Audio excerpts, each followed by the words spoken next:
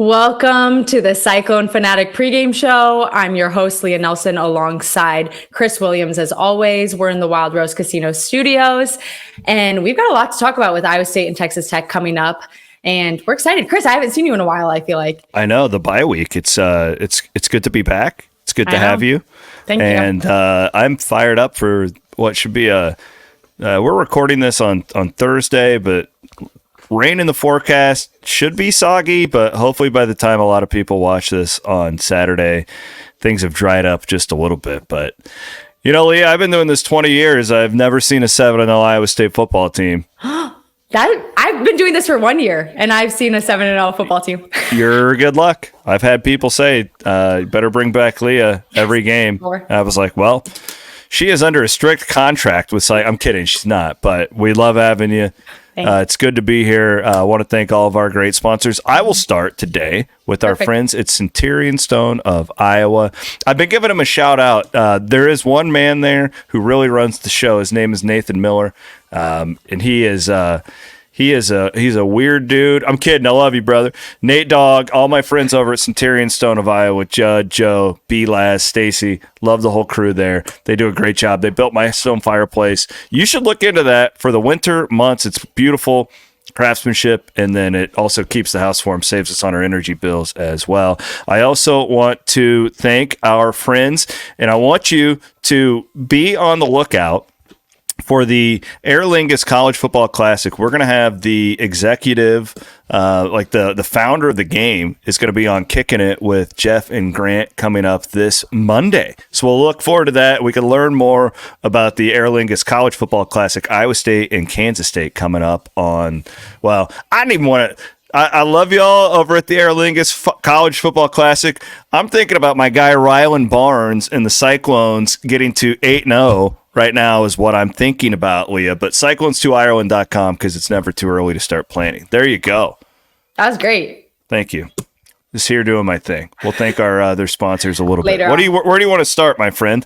The same question I ask every week. What can we expect from Texas Tech on Saturday? That is a phenomenal question. And I feel like Iowa State keeps put in these games where we don't really know.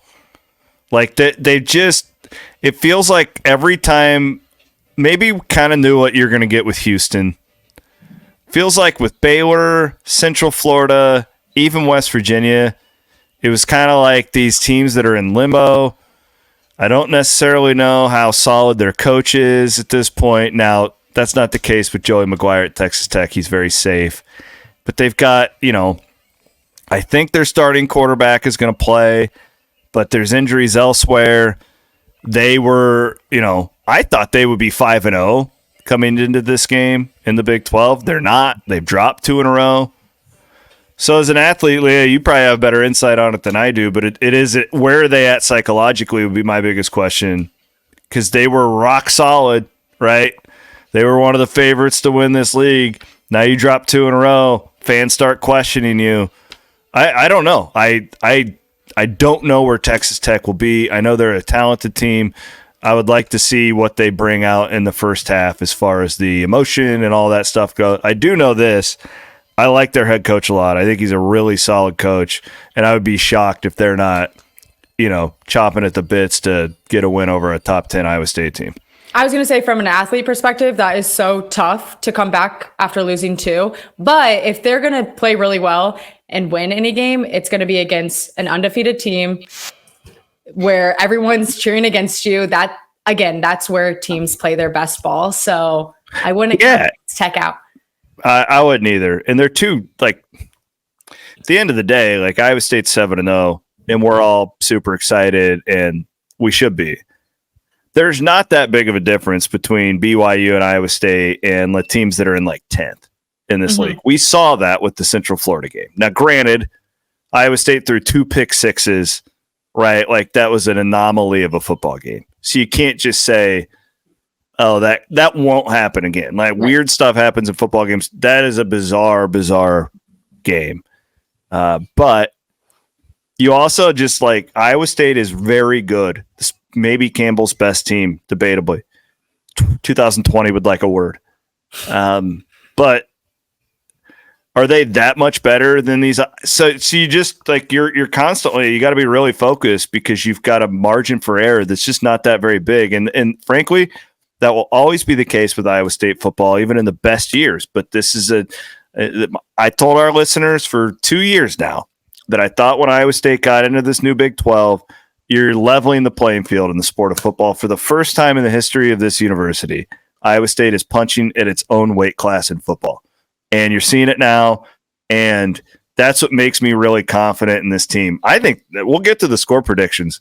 I think Iowa State's going to blow them out. Hey, you know what else is a blowout? What? Which is a good thing. Fairway Meat Market. Yeah! Look at her. She's working on her segues. Man, yep. If you guys love meat, again, there's another tailgate going on in Ames. So grab. I thought you were going to go like a gross direction with the meat and the blowout thing. Well, but you saved it. Well done. No one was going to think that, and then you brought it up. So now everyone's going to think about. Anyway. Yeah. Well, it's because I just told you that laxative story, but that's another show. That's another show we'll do at some point. Well, grab your meat while you can at Fairway. Everyone at your tailgate will love you. Seriously. And they have great sides. What have you had before? What they're cool. Well, they do it all. I like to go to that meat market. It's the old Wallabies that got torn down. And they got all this stuff that you wouldn't even think of there. Like, I'm always blowing people away by the stuff that I bring up. Oh, yeah, I made that. I did. And I totally ripped it off the Fairway Meat Market. And then I repackaged it. So, no, they're good stuff right there. Shout out Fairway, and shout out our friends over at McFarland Clinic. Yeah. Dr. Wormy and Dr. Greenwald, they do a great job on our Iowa State Cyclones. So yeah, see them right there on the sideline on Saturday. Yeah, they do awesome. So shout out to Fairway and McFarland. But Chris, speaking of McFarland, what do you have an injury report for Saturday? Any news? I mean, Matt Campbell talked at his press conference. Does that actually give us any information on that? No. Listen, here's where I think it is. I do think it's encouraging what Matt said about Ben Bramer. Here's the deal. I joke around and say coaches lie about injuries all the time, which they do to their competitive advantage. I don't believe that they go up there and lie about actual injuries, right? Like, if a guy has a blown ACL, I don't think a coach will go up there and say, "Oh, he just sprained his ankle," right? Like, there's a difference between trying to get a competitive advantage and being a blatant liar. That's not what I mean by that. When Matt Campbell comes out and says there's no structural damage with Ben Bramer, that's great, right? Mm-hmm. So I want to get that out of the way right now. Huge news. I would be surprised if he plays, but maybe it was just a really bad sprain of some sort. You've sure gone through an ankle sprain, like where you feel like you're going to die, and then a couple days later it's like, oh, okay. Hopefully that's the case with Bramer. The other guys, I don't expect any of the linebackers to be back. Cale Brazina will be number 9, the freshman. I think he'll be there. But as far as McFarland, Willich, Bacon, I still think you're looking, weeks to a month for any of those guys to get back. I'm prepared to play the whole season without all of them. And if they come back, then it's kind of like gravy is how I kind of look at it. So that's it from the Iowa State perspective. But, the Morton, the quarterback with Texas Tech, I think is what you're alluding to as well. I'm guessing he plays. I made some text messages around the Big 12 on Wednesday. Feels like that Joey McGuire is a little more straightforward with his injury news than, that Matt doesn't really lie about injuries. He just doesn't tell you anything. There's a difference with him. There's other coaches that will just blatantly lead you astray. McGuire's pretty straight up with it. So I'm guessing that Iowa State gets the starter. If they don't, here's the good news. When the backup gets to play an entire half of football, like Hammond did last week against TCU, well, we got it all on tape. So Iowa State will be prepared for both of those guys. There's really not a huge difference. Hammond runs a little bit more. In fact, I could make an argument that Morton's a better matchup specifically for Iowa State, is Hammond's a better runner. I don't think it makes a huge difference when I'm handicapping this football game, though. Right. So how do you think Iowa State will start the game after having a bye week? I think the slow starts, I think they're gone. I don't. Oh, come on. What are we like shifting roles here?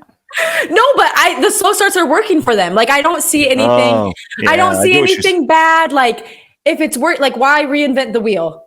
What the old ins say, right? Well, and I'm of the like, hey, let's get better over the bye week, Leah. Yeah. I think here's a little stat for you. Okay. Do you know who the worst pass defense in all of college football is? Tell me. Texas Tech. Oh, I think main man Taylor Mauser sees that. I think he sees a quarterback that had his worst outing of the year the game before, although I could argue it was his best too, by the way. Rocco led Iowa State back in that football game. I was like crying on the post-game show after that. You were at a wedding or whatever you were doing, but I kind of needed you to bring me down to earth after that one.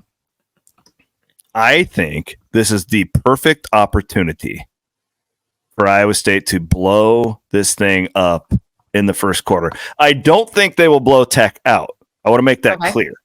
I think that Iowa State will give up some points to this Texas Tech offense. But I think this is a score-at-will football game for the Iowa State Cyclones. I think you can hear Peppa Pig in the background. So Is that what you're? Yeah. Hey, recording while on dad duty here, everybody. Yeah. I really do. I think Iowa State gets off to its fastest start of the year. I think they could have 21 points in the first quarter. Honestly, like I really do. I think they hit the gas hard. I think Mauser sees. I listened to his press conference. It's so refreshing to hear a coach that actually says what they think, and Mauser does that. And he said, I had a bad game plan against Central Florida, and this was my fault, and he just wore it for his team. And I love that. That's a good coach. Yeah, and those kids play for him. They love him. And I really do. I think that you could have a couple of 50, 60-yard completions in the first quarter. I think Iowa State tries to make a statement early in this football game. That kind of answers my last question of what does Iowa State need to do to win comfortably and be, what, a faster start? That, and I would also say don't shoot yourself in the foot, right? Yeah. Because that's the thing. Like you look back at the Central Florida game, and I'm so sick. Do you know how disgusting I am? I've watched that game like 4 times. Just a total. I'm a horrible human being. Who would do that? But I did. If Iowa State even giving up all the rushing yards, just don't beat yourself, and you're winning that thing by double digits. Yeah. Just don't do anything stupid. Yeah. And it wasn't just Rocco. There was a lot of stuff. Pick up the ball in the end zone. You know, like there were 5 or 6 plays in that football game. You know, there was one of the safeties was completely out of position, just whiffs on a tackle and gives up an 80-yard touchdown run. Just be in the right spot. You don't even have to make the tackle at the line of scrimmage. Let them have 15 yards instead of 80, right? So just stuff like that. If Iowa State limits those, it should comfortably beat these teams. But man, again, like we're talking about margin of error, Iowa State's a really good team. I think that I could make an argument, Rocco Beck, at this point in his career is a better college football quarterback than Brock Purdy was. I don't know what he's going to be in the pros. I'm saying at this point in his career with what we have seen, he might be. I think that the receivers are better on this team. I think the offensive line is right there with that 2020 group, definitely better than what 21 was. Defense, probably not as good, for being honest, especially up front, definitely better in the back. Just saying, like this, they're right there. They're really good team, but even really good teams, man, you can't win football games at this level, giving up pick sixes and punt returns and block punts and crap like that could happen to any football team at any given week. If we want Iowa State to keep winning, and that is the goal, we don't need style points. You need to keep winning. That is the number one thing. The great news, you know who the best team, stat of the day, best team in the country when it comes to not being penalized? Iowa State. The Iowa State University varsity football program. Okay? Like that. Don't drop your mic, though. They're clearly very disciplined. What do they have to do to win was your answer. I think that getting off to a nice start would be great. Doesn't have to happen, like you pointed out. We've seen the team win if they don't get off to a great start. Ultimately, what do they have to do to win? Don't shoot yourself in the foot, because that's what got you against Central Florida. And thank, football Purdy Iowa State was able to pull that one out. Yeah, that was exciting. I don't want to test it again, though. Right. That's what I said. That's why I said comfortably. How can they win comfortably where people aren't crying in their Yeah, like I don't want to test it again. And I even football Purdy can't save you twice when it comes to 2 pick six. It's not all on Rocco. Like there were a lot of there was drops, like Noel dropped a pass that he never drops. There was probably 10 plays in that game where it's like you watch the film back, you're like, what are we doing? But if you can still win that game when you play like that, that bodes well usually for the future. That's why I like the Cyclones big on Saturday. Period. How big? What's your score prediction? I think I gave it to Aiden 45-24. I do think Texas Tech's offense, I have a lot of respect there, and I think that they will be able to put up some points. But I don't feel like this is a game in the fourth quarter where we are sweating it too much. What about you? I said 37-20. Same. I think it'll be. Yeah, we're right there together. We're there together. We're in it together. I'm hoping I'm not sweating in the fourth quarter. The other thing I would point out is that Iowa State is coming off of a bye week, and that's a big advantage in the middle of the conference season. This is another reason why I will put Iowa State on upset alert next week against Kansas. Kansas is on a bye. They are playing their best football of the year. I know they only have one win in the league, but they are coming on. And that is a big advantage when you've been in the grind of the conference, when you get that week off to heal up. And I think Texas Tech is kind of at the, they're climbing the mountain with injuries where Iowa State should be coming down the mountain after the bye week. That's what I'm hoping for. Fingers crossed. I think it's good. All right. Leah and I both like the Cyclones in a big one. Duh. And I'll be here on Saturday. So. All right. You'll be joining me. That's great. I'll be joining you finally. Always better when you're with us, Leah. We appreciate it. Thanks. Well, we appreciate you and all of our sponsors. Thank you so much. Yeah, appreciate you guys watching, listening. Tell your friends about it. We will be here at halftime and also post-game for our immediate reaction.